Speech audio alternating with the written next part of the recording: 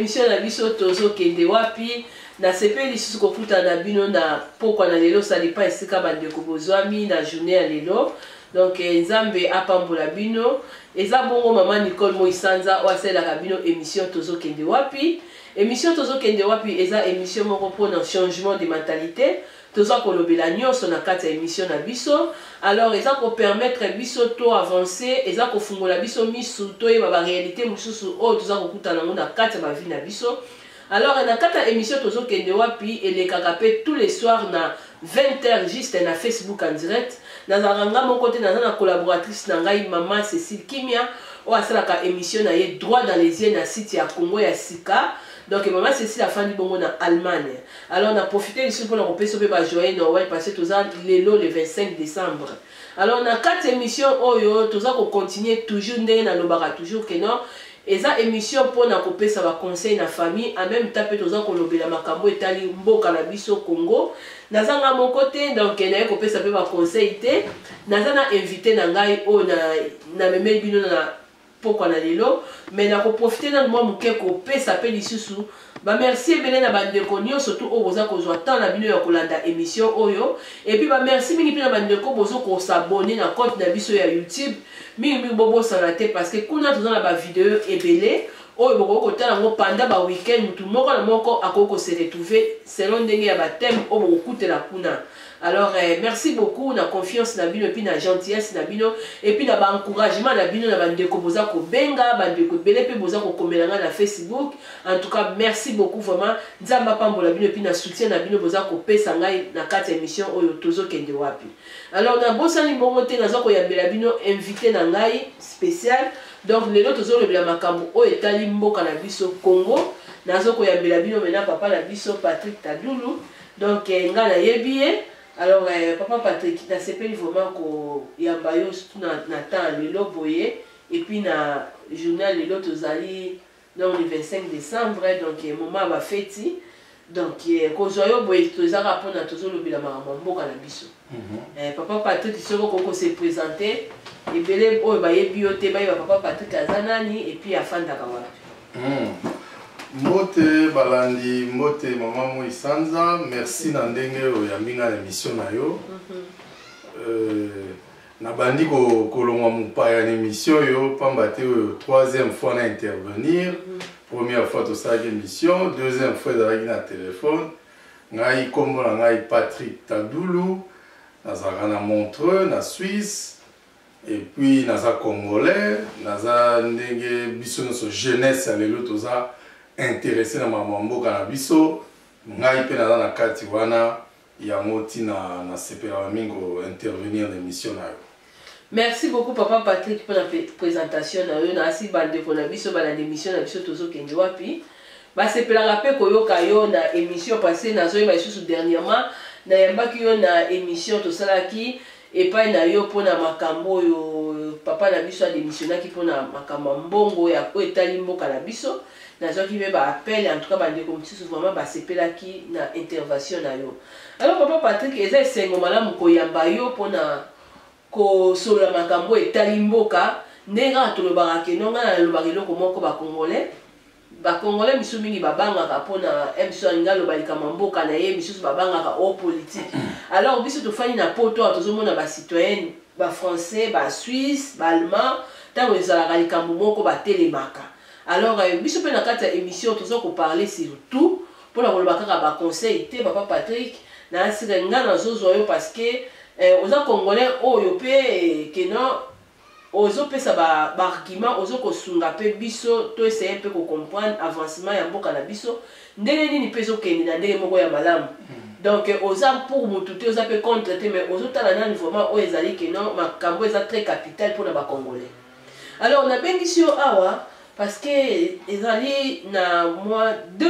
mois mais 3 mois 2 mois moko boye to dans yo to sola ki pona ndenge ni na décembre makambo ko se dérouler par rapport ya makambo ya ba élection est kozala to ndenge ni papa na biso Kabila akolongwa donc to yebite to lobaki ke non to na kutana na asir na décembre pona ko sala mo ba point ya situation ya Congo na moment de décembre. Alors papa Patrick naye kopose question par rapport ya tomoni bandeko na biso bamaki libanda le 19 décembre mandat ya Kabila esilaki le 19 wana nasila lundi na bapokwa mais na batongo en tout cas peuple se manifestaki abimaki libanda donc le peuple azaki na donc na force moko boye ya kobima na espoir moko benze Kabila okende jour wana donc pourquoi eloko nini vraiment inspiraki peuple bazali s'attendre ni na mo na date ya le 19 bazali kozela ni parlant bon moni peuple na biso a commis éveillé en tout cas peuple congolais a commis la maturité. Il y a un peuple a la date oyo, il y a le 19 décembre par rapport à la constitution et l'obaki. Mais tout le monde que date à montant de coquille, pouvoir Kabila Alinkolongwate à s'accrocher dans le pouvoir, à téléméli oyo cour constitutionnel à l'obaki. Cour constitutionnelle à l'obaki, sur les élections égalité, d'après la constitution, président en place à Gotigala. Or, arrivé à la cour constitutionnelle, peuple a linga qui a monté. Il y a tout le monde qui que peuple a zéla la date. Et puis, opposant, nous sommes en dialogue, on peut la date makasi. Pour balinga qui koyoka likambo ya cour constitutionnelle wana te bon arrêter ya cour constitutionnelle ngwa semé pe ba confusion tellement na fonctionnement na et que bato bazo considérer à monter même mindele na poto bazo considérer à monter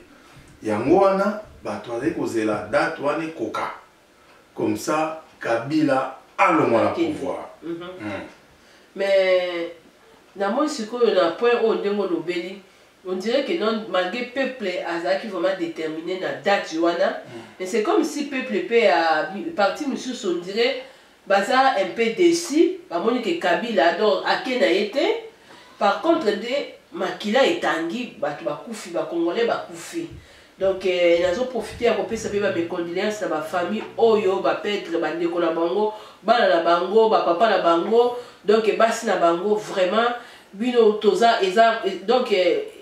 Bon, ça la fierté à mboka na bino. Donc, on va voir que non, boluka qui liberté pour te Congo, peuple congolais azala bien. Mes condoléances en direct dans l'émission Otozo Kende Wapi. Alors, papa Patrick, si on dit le peuple na biso, to koufeli bako bandeko na biso na date le 19 décembre. Alors, tout le monde peut dire sous Église catholique et sous koya ko sala ba accord ndenge moment où batunde badai ko babimaki libanda ba stopper moi donc na ko benga ngo donc mu pepe wana ndaki koya ba stopper ngo et puis ils sont opposants lisusu bango tout ba kutani donc accord o ya 5 ans ba ngi sikoyo ba solola est-ce que ils ont toujours pour na intérêt kaka ya peuple Comment vous allez vraiment accord pour l'intérêt beaucoup plus à Kabila. Donc pour place on les autres banques ça biso sur papier plus congolais. Au moni biso esengeli to sala confiance na Senko na basango parce que toyebi position ya basango depuis kala. Basango oyo bakambami église catholique à Congo eza puissance na Congo depuis longtemps. Ba cardinaux ya Congo moko l'un après l'autre bazara toujours si ma peuple chance to dans la Congo le souci ya moi. Alors, malheur pe, Mosengo, Lelo, asalaki mes, ya Noël, na tangi de maté à Mosengo, atei Lelo, très politique, pe azola ki bazali, si ma peu. Alors, ezate, l'église catholique a sali à monter pour na, ba pesa, bon, nga na catholique, te eti na zolo aboye, ezate, nga na zolo juge ba makamdenge zo sali.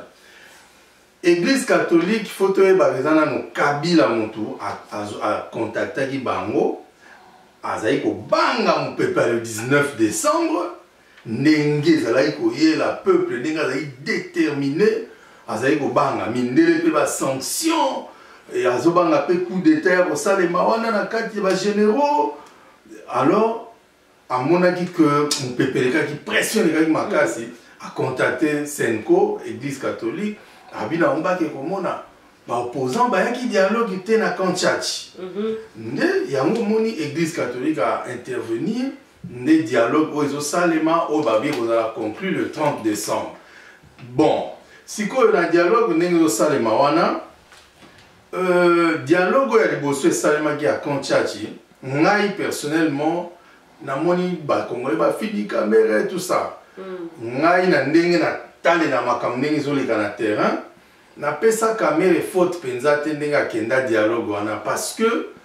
Kamere azalaki mutazaki ko boya dialogue, il y a qui farouchement opposé na dialogue. Mais tout le monde a dit que c'est da bengisaki batu na Belgique, ba opposant à convaincre bango qu'il y a dialogue. Al batu a Kamere ba ki dialogue, ba yaki pas tseki na Belgique, wanga na Lubaya, ba ke Congo, ba ke convaincre Kamere. Ba saki réunion ba convaincre ba y dialogue. Donc ba ke dialogue boye. Papa Tshisekedi ndenga message sa biso okomona boye lelo ndimi lobe boyi lobe ndimi aza mutu nga na apprécier ka mingi pe nazo respecter makasi mais asala ka mo ba erreur mingi wana yango caméra tikala ngine na dialogue pour amona ke ah to kene to zonga to suka wana alors caméra na dialogue asala ki azwaki o ya azwaki mais même ngai c'est vrai que na sepela na accord wana te na mona accord wana ezaki trop fragile. Ils ont favorisé Kabila Mingi. Donc pour Kamera Kenda qui pose le Premier ministre place à Badiba. Ndenge balobaki, ndenge balobi, mais tous en a preuve que balaka qui est en haut. Nazolo ba avant dialogue ban. Peut-être après ba il ça ira à immature, mais avant na tous en a preuve ya balaka za Kenda qui est en haut. Mais ngandenge na ebeli Kamera na mona ka fonctionnement na depuis kala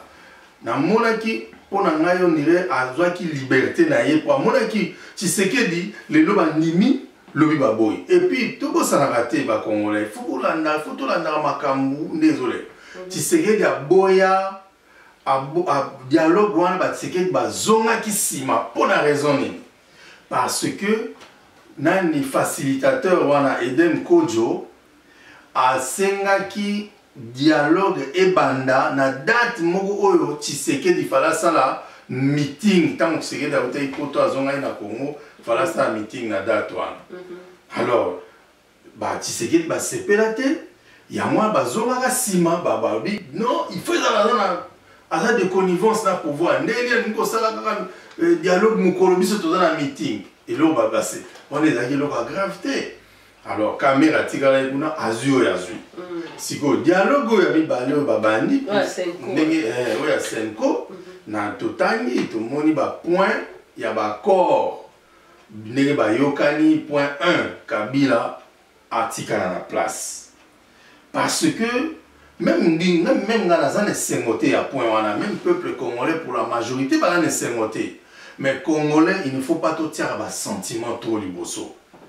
Parce que ce Kabila Longolelo, ndenge zaki ka longa le 19, selon le texte de la constitution, il y a président et Sénat, Montefala doit pouvoir. Or, président et Sénat a déjà illégal depuis longtemps. Donc, et puis Tshisekedi dit alingi pété ya son pouvoir parce que il a zappé illégal, alors mandat ici la kala kuto. Kengo akokai ko pouvoir te ba Tshisekedi ba boyaki. Bon Kabila alongwe bonana ngaka za pouvoir. Ben ya aussi ko lo pe ngenga poser question par rapport aussi Kabila yeko profiter pour lancer Badibanga yeko bimisa gouvernement na ya sika. Mais ce qu'on a ba corps OP ya 5 est-ce que gouvernement ya Badibanga eko maintenir ti na ndenge bapesi Kabila décision ya makamba 5 est-ce que gouvernement wana ba ko modifier ngo sikoyo to eko se maintenir vers la fin ya accord wana ceux qui volonté à okene bosso ezali il faut Kabila il faut accéder il faut gouvernement wana ekoya gouvernement les gouvernement ya Sony donc toyoki toza déjà la Sony to na Congo mais bazo bakisaka makamba 67 ministres 4 milliards 80 millions d'habitants, mboka makamba soni. Et là gouvernement moko ba Kabila sali yango eza politique esami wana a futi batu ba Yves Kiso menenge ba lobaka a futi bango ba kenda dialogue boso ba zo ba poste. Et là ba stratégie. Comme ça ti azo solo na ba Tshisekedi bango bazana wana allez ce que simbité na ba Tshisekedi ou bien longi ba Tshisekedi ba badi banga ba tigali. gouvernement il faut Tshisekedi bazo bunda que primature donc premier ministre il faut abima na Tshisekedi et là il faut Kabila accorder à céder nango et puis Tshisekedi il faut balonga point wana parce que c'est le point le plus important il y a dialogue wana donc ça point mon côté à peuple voilà parce que opposition ce que j'ai déjà ce qu'on va place wana ba premier ministre wana donc peuple a rose à la racine moi climat malgré peuple pe congolais ko séparer net ngai pe na séparer tene Kabila otikala wana mais ezali la moins mauvaise solution mais si on dit pardon papa na quatre place wana si on est à kotikala wana Kabila mais est-ce que question peuple congolais okotuna parce que rien côté ko changer la constitution côté ko laisser pour muto pe Alexa loi boye ba ça qualité la majorité est-ce que point wana ba ko ça na ngote na niveau accord ba PC une année en 2018 est-ce que Kabila ko changer ma kamute pour surprendre encore peuple congolais que oh atika et justement il y a un peu d'opposants va obtenir na ba point wana ba ndimi ba yokani ba accord quelque part ils allaient que bako toucher constitution T bako qui peut que ça référendum PT ba que ça référendum ba tout na peuple auto changer tout non tant on est une année wana à partir de décembre 10 décembre l'année prochaine ils a pour préparer l'élection puis que ça l'élection il y a présidence na assemblée nationale pour l'élection m'sunde voya en 2018 mais mi ballon de ça en 2017 donc on est là pour préparer l'élection tout va tout ça et ça il y a transition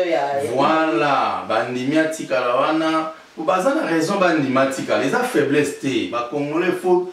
quand même tout les a faiblesse té mais ndenge na lobi awa kengo pe moya zo wana ezalité pe ba opposant pe ba lingi epete même ngai pe na linga ba kengo té pour la politique na e pas pour na moto na e alors maintenant Kabila azotika wana mais eloko moko lisusu ya bien ba opposant bazo obtenir eza que ba sali conseil national de transition eza groupe moko ya bato Tshisekedi mutakozala mokonzi ya conseil wana groupe wana eko surveiller une année oyo makamne kotambola accord wana ndenge bakolandela pendant une année oyo groupe wana conseil national de transition il faut surveiller tout le monde donc il faut surveiller CENI pour l'élection, il faut surveiller l'élection, il faut surveiller gouvernement des autres, il faut surveiller le président. Donc non, risque risque et puis groupe wana ça on peut surveiller minde les ambassadeurs pour minde c'est l'accord wana il y a 5 ans mais papa Patrick on dirait accord on a vraiment décision ça vraiment bien établi et pour la moni va suspendre encore le 30 décembre mais et question moi poser la ngai supposons que ndenge ka bazo maintenir ba décision wana mais Kabila ce qu'on a et là on moko vraiment malamu za na faveur na été et ka boy ce qu'on peut ko signer ba papier que ne ba yebisi que ako simba ni constitution te ako toucher pe ni ba loi mon côté ya biso donc le rôle mandé sili pas ko modifier constitution pas ko toucher loko donc azala kaka wana pour ndenge ba préparer élection mais supposons que Kabila boy non on y ko se passer na RDC. Bon, ceux qui va accord ils ont signé bon déjà les lobby va signer teti lelo ils ont pour ba discussion et makasi biso nyonso toza naïf te tozomona que Kabila na bato na ye bazobunda mpo basakroche nde na pouvoir bazobundela peuple te baotala avantage ya peuple te alors yango wana bazotia bakale basigne te mais bayokani etikali point ya nani ako gouvernement nani akozala premier ministre rassemblement ya Tshisekedi balobi bapesa bango premier ministre badi banga fa démissionnaire sikoyo bazobundana wana mais basango baminimize yango babi eza grave te ekozwa nango solution soki basigné bato nyonso babandi kofonctionne basurveillant mpe babandi kosurveille accord soki atie mobulu besoin peuple a besoin de la pour peuple congolais déjà ça tellement et puis gouvernement ya poto sanction beaucoup ya wana monsieur solo tesi va faire ça oui pour yebi que baminde na minute bazo ba yebite nani azo dirige Congo na minute belge balobi yango ba américain balobi yango bazo zelande accord wana ba yeba nani aza mokonzi nani azo sala nini na Congo allez soki makambo bandi bongo ye aye atia mbulu basala boy batutu ba hotel melaye et puis tout le monde déjà Kabila dans l'équipe Saddam dans l'équipe Kadhafi soki ba telemelio okoya kaka okoya voilà. Alors merci beaucoup vraiment papa Patrick na point auto sali pour na makambo etali RDC donc pour la situation oyo ndenge ezoko se dérouler na Congo. Alors c'est important pour nato essayer akampe ko lobela rango ko zoramo ba intelligence na biso be ba congolais donc c'est très important pour na ko avancer pe biso liboso. Alors papa Patrick na moni que to komi na suka maintenant to rozela toza on dirait na nous na moi attente moko boye tozo c'est là toujours le 30 décembre makamne nini ko se dérouler mais question mon ngi na pozo ya suka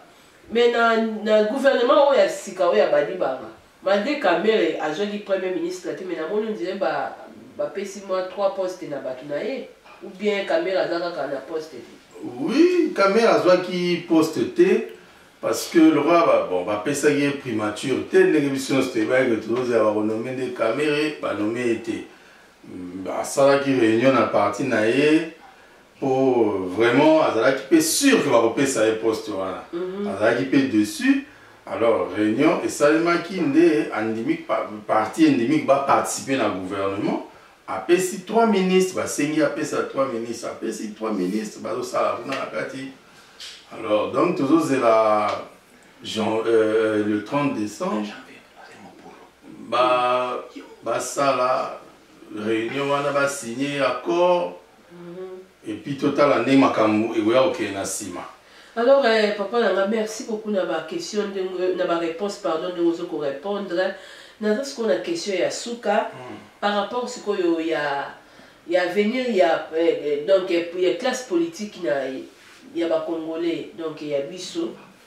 donc il y a venir nango na éviter ce que ça ndenge nini et ko ezoko laksa biso nini parce que nazo poser question par rapport il y a tout le monde qui papa na biso premier ministre Oyaza na ministre na gouvernement ya Kabila azalaki opposant l'année passée na mois de janvier azolo bakutu tia moto wana pelisa pinion na biezo pelate après na novembre na décembre wa asai discours pour na kopekisa sur population atika mobula atika kopelisa ba moto alors que na janvier azalaki loko mususu. Donc, azalaki lokola opposant et puis azalaki vraiment lokola te mais azalaki opposant pardon bon lui sa place wana azalaki opposant donc bazalaki ko sala ba marche pour toujours ko contredire le gouvernement ya Kabila. Alors ce qu'on a commis comme premier ministre mais on dirait c'est comme si que non politique ya RDC on dirait à venir dans nos classes politiques na vraiment et ça na venir vraiment ya malamu ou pas parce que kaka bango wana fingi koto tant Kabila lo aye a pesi poste azui donc les a vraiment à venir ba congolais bazo ko s'attendre nini na niveau ya classe politique vraiment on les a question moko fondamentale parce que les a venir les a vie à Congo et puis à venir à Congo. Alors, on dit constater en gros que s'interroger, dans un forum, dans un débat tout ça en internet, même bateau songolo ya caméré, bazo au kamwa bateau kabila bazo la dessus na ba position. Problème il y a Congo depuis 1960 et dans la classe politique. Classe politique na biso lelo yo ezana dignité T. Yango Moni Joseph Abima a 29 ans, abimé de nulle part, Aïbi Congo T, Aïbi Balang, Nabisote, boum, président, Tilelo. Yango Zomon a pété, Bazio va changer. Donc, classe politique Nabiso Lelo, et dans la dignité té bato dans la dignité té ya moni bazo ki osenga bazo de pouvoir na Rwanda pour un grand pays comme ça ngai lo na oloba esika wana jeunesse ya Congo il faut battre les mains bandeko il faut ba congolais beaucoup ma s'intéresser dans mboka na biso to tika surtout bato poto to tika discours wana mboka wana mais c'est votre pays ce que au kufia wana poto bana na yo ba congolais to yebi ma amnezo lega awa ata bazana ba passeport awa pour so na bango yo problème awa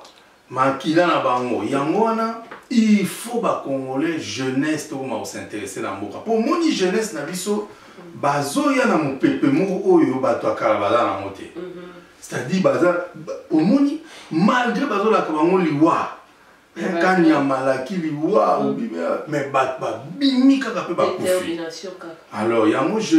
il faut classe politique na biso et comme à renouveler gentiment mais et qu'on a renouveler ceux qui jeunesse bazo s'intéresser na makambo Congo bazo kota makambo mboka ngo ti to va remplacer to za bato à dignité après un certain temps mboka comme la stabilité.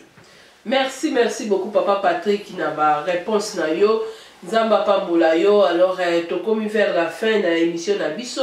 ceux qui ont ba dédicace ba mbota ko pesa ba ndeko bazo ko landa biso na ba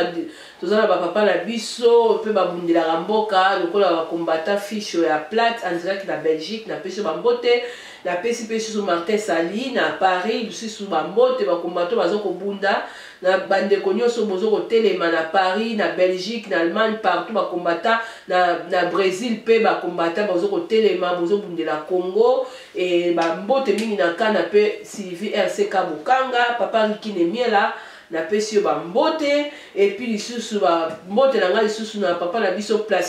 Placide Mopadiko donc émission na biso pe ko tala na site na ye www.lokoleyacongo.com et puis lisusu na PCP mbote lisusu na journaliste na biso papa na biso Code ya Mboka émission na biso pe ko tala na site na ye www.elokamakasi.com. alors papa na biso Patrick Tadoul soko za na ba mbote ko pesa bandeko oyo bakolanda vidéo oyo. En tout cas merci mingi maman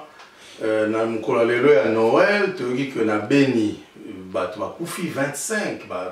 bomi lisusu 25 personnes kuna donc makanisi na ngai ekei kuna vraiment nzambe soutenir bato wana biso nyonso bakongole mpe tokanisaka moto na moto akanisaka tolobaka tolobelaka ekochange alors napesi bambote na ngai na grand frère na ngai na Paris Sylvain Bwisha Kongolo alingaka émission na yo mpe mingi napesi baleki na ngai mpe Dadi Makoso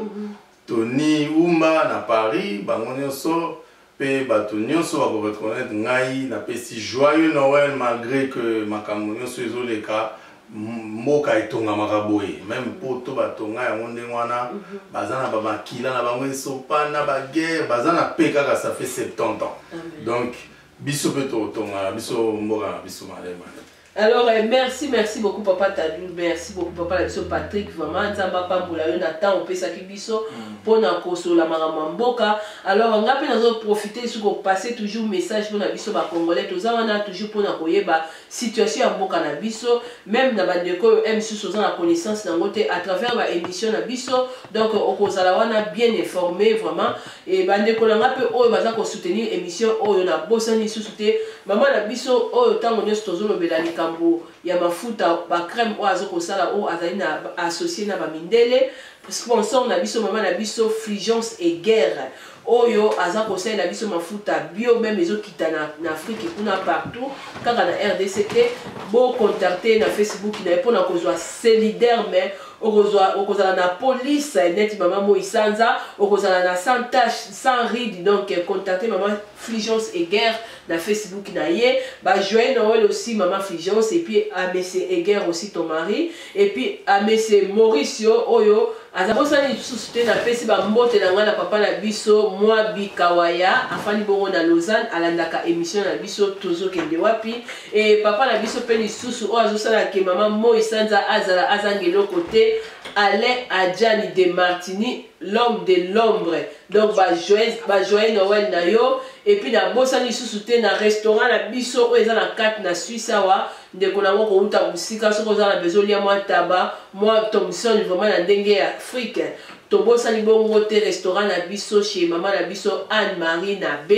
restaurant les 3 Suisses. Kuna donc okozala annuité okozanga elo côté. Alors na bosani pe sous ko pesa sous ba mbote na ngai sous na maman na biso Fleur de Rosa de Switzerland, maman na Joseph na Armando, ba joyeux Noël na yo, et puis maman na biso Marie Agnès na bosani te ko pesa ba mbote, ba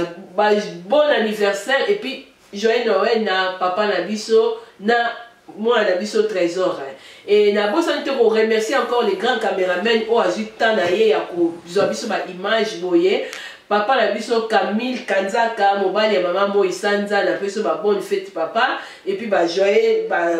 Noël. Donc merci beaucoup Nathan na yo ozwaki pour na ko passer message oyo na makambo etali mboka na biso Congo, toza na besoin ya changement, et puis papa Rikine Miela na bosanité ba joyeux Noël. Merci beaucoup. Maman Cécile Kimia, donc, quand on est tout ça, Ramasolo, quand on est tout le toujours, gros bisous, ma belle, joyeux Noël. Et puis, honorable, les personnes sous-souté, maman la biso, on a bien accueilli FMI, maman Riette. Moi, c'est papa la biso Clément Mavinga, ma famille bongo na Neuchâtel, na Katia Switzerland. C'est la biso résidence, il y a des banga ya talo. Donc, ils ont bongo na Kinshasa kuna na capitale. Donc adresse to rotier la bino wana vraiment pour na contact, mais kalati na boyamba bango mibale maman na biso na papa Clément Mavinga ba ko expliquer biso. Donc flat libanga talo bana poto même na Kinshasa place bozali bozali sa te ko contacter maman Riette. Donc papa Clément Mavinga kuna na kata résidence na bango okola la ponge kitoko. Donc et puis na talo malamu. Et puis ba mbote na ngai lisusu na famille mobile na ngai famille Kanzaka na Kinshasa mère.